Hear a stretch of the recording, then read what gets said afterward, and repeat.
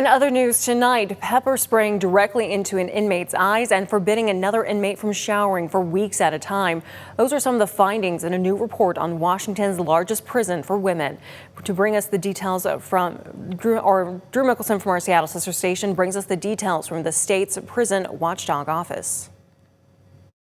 This report comes from the state's Office of the Corrections Ombuds. Their staff goes inside state prisons investigating claims of mistreatment. And the investigators say they found several cases inside the state's largest women's prison.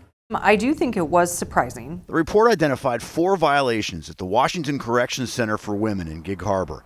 One involved the use of pepper spray from handheld canisters like this one on an inmate who allegedly swung at an officer. She was face first on the table with her hands behind her back, and 2 different officers sprayed the OC spray directly into her eyes. Investigators determined that an incorrect use of control tactics on what they referred to as Individual A. Instead of administering the pepper spray directly in the offender's eyes, the Ombuds office said officers should have followed the manufacturer's recommendation by keeping a distance of 3 feet. Individual B in the report was a woman who an officer saw actively trying to kill herself in her cell. Investigators said that officer increased the likelihood of suicide by going to get a protective shield and pepper spray before helping the inmate out. Yes, and she was unconscious at the time. Yes. Individual C involved a woman held in solitary confinement for weeks without leaving her cell.